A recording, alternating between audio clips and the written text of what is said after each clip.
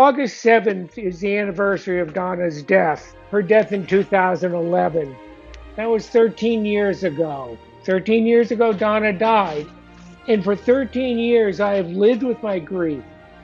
I learned from my grief, shared my grief, helped others with their grief, spoke of Donna.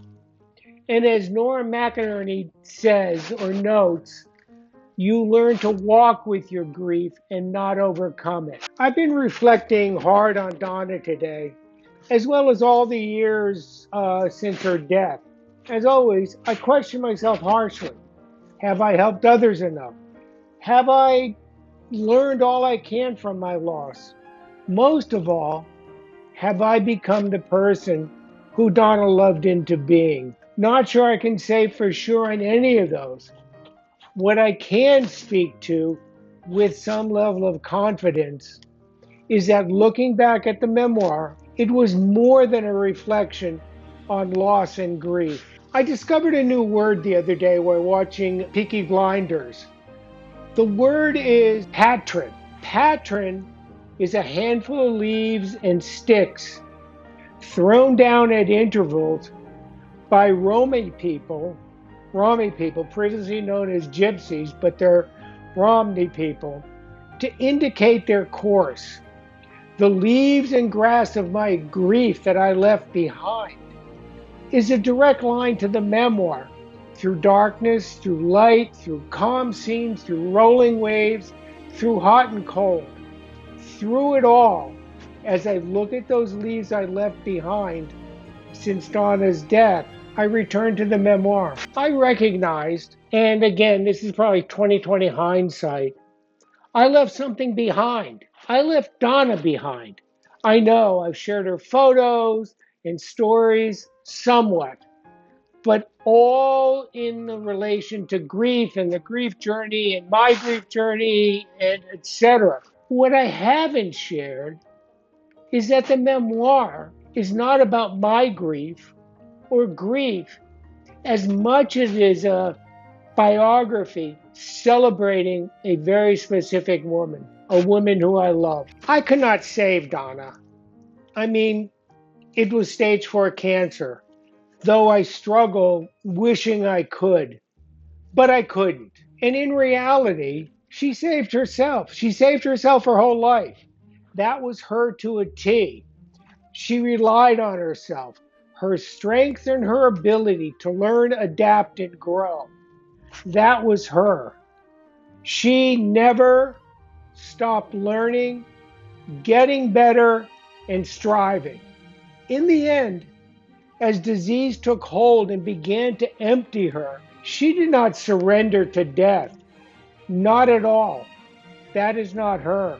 To surrender. What it felt like to me was that she said, okay, I did all of that in my life, as she looked back in her own mind, never really sharing a lot with me, and we'll get to that at the end. Look, here's what I did in my work to achieve the me I visualized. I was loved and loved deeply. I believe she saw that, she felt that, with some of the things she said to her friends. It's now time for me to do something new. That was Donna, to do something new. Even lost in the pain and suffering at the end, I could see she was herself. She wanted to do more. Death was on her terms, not death's. She owned her death. This is just funny, but again, this is less about my grief and more about the woman, Donna. At one point during hospice, in the middle toward the end, I was pushed by the rabbi and the social worker to talk with Donna about her life, regrets, hopes, funeral, etc. All the stuff you're supposed to do at end of life. Took me a day to get the guts up to do that and get my head wrapped around it. So, here I was. I stood at the end of the bed. It was just Donna and I began to ask her those questions. I said, do you want to talk about your life, your regrets, your hopes, your wishes, the funeral? Donna looked up at me And again, this was toward the middle end of her stay in hospice, toward her death. She looked up at me, and with all the intensity of a dying person who can muster, she said, "Don't be a model in pussy." She turned over and went to sleep. That is her. That is a woman. That is not about my grief. That, I believe, is something we need to see in women. We need to see that women exist on this plane, death on their terms. They don't surrender. So, that is the woman Donna. That is not a memoir of grief. It is a story of a woman who survived a harsh childhood, early life working to be seen and heard, which in those days was really hard for a woman, especially in advertising. Lived her life on her terms and more.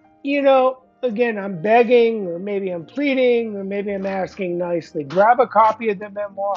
It is inexpensive and well done. Hear her story. Learn about why I loved her in life and death. If you happen to have read the book, leave a comment. I'd like others to see. I'm trying to recalibrate this less about a book of grief and more about an autobiography of a woman. Again, thank you for watching. Thank you for sharing if you do. Thank you for commenting. Thank you for it all.